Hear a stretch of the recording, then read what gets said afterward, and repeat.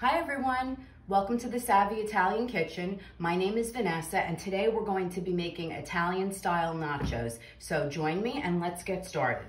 So the first thing I have here is 2 pounds of pork sausage. It came already packaged, crumbled in the, without the casing. So I just added a little olive oil to a frying pan and I cooked that up until it was browned, and then of course I drained off the extra fat.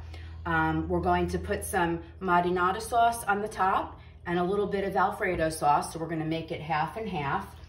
The toppings that we're going to use are chopped green olives with pimentos, sliced black olives, diced pepperoncini, cannellini beans, and banana peppers. So these are each about a half a cup. You can add a little bit more or less depending on what you like.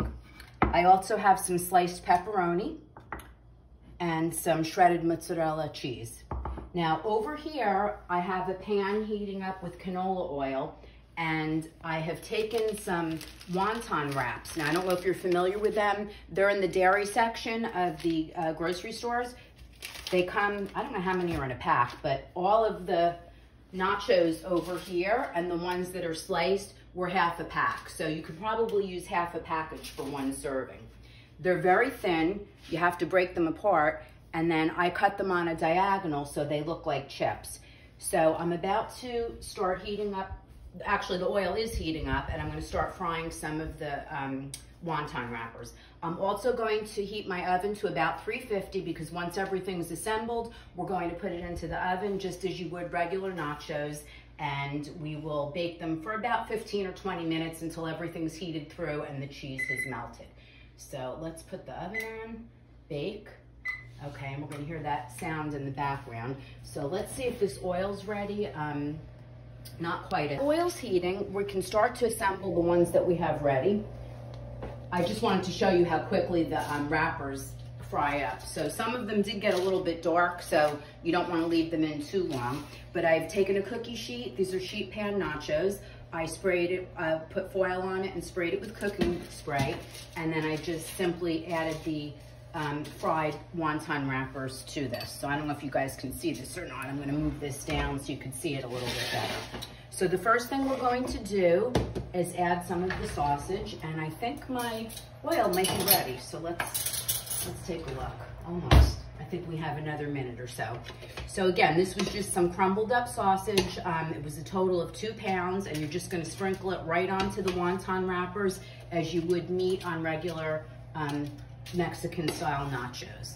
So this recipe, I first had this dish at a restaurant in Montclair, New Jersey. As most of you know, we live in Florida now, but we lived in New Jersey most of our lives. There was a place on Bloomfield Avenue called Al Di La, and I went there for dinner. Oh gosh, it had to be about 20 or more years ago, and they served Italian style nachos, and I had never heard of it before, and I just thought it was a nice twist on regular Mexican nachos. So this is something that we're gonna make for Super Bowl. Tonight we're gonna enjoy it because don't we have the hockey all-star game tonight, so we're gonna watch the hockey all-star game. But I thought this would be a really good recipe for Super Bowl, and it's a little different. Now, of course, you can make it with spicy sausage. You can add hot peppers if you want to. You can really add any toppings that you like. And if you don't want to add beans, you can eliminate them. You can add hot peppers, kidney beans, whatever you like. So let me just take a look and see if this is ready. I just want you to see how quickly they fry up. I don't know if you can see that or not. You can hear it sizzling. So they're very thin. You just put them in and it's literally a couple of minutes, and then you just take them off, let them drain on paper towels. And it's really a nice option. I mean, I suppose you could use tortilla chips if you wanted to. I've also done this using lasagna noodles. I would actually boil the noodles till they were al dente, and then I would cool them, drain them, cool them, and fry them. I've also used fried ravioli.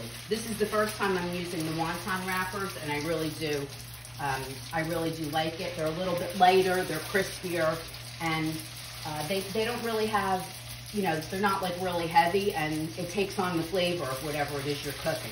Now you can also use these wonton wrappers in little muffin tins. Keep them whole. Just form them into the tins, and then you can fill them with anything. You could fill them with You could fill them with the sausage, just about anything you wanted.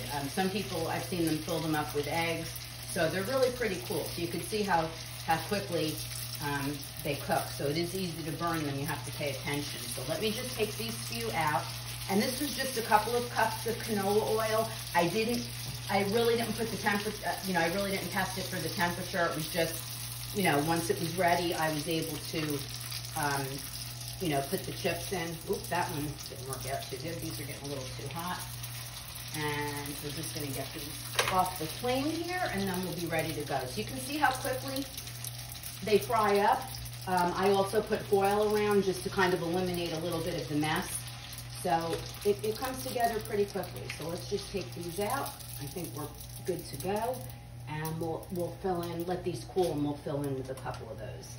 So there you go. And I have to tell you, the wonton chips are very good just on their own as well. They were very tasty. I think if you just put a little sea salt on them and even some Parmesan cheese, that would be good as well.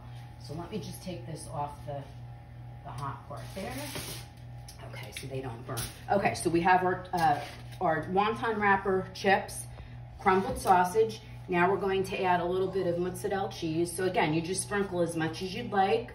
It's your call. You don't have to use mozzarella. You can use grated Parm if you wanted to, or whatever cheese you like. A nice smoky Gouda might be good with this also, but we're just using regular mozzarella cheese today. And that's probably about a cup of cheese, about half a package.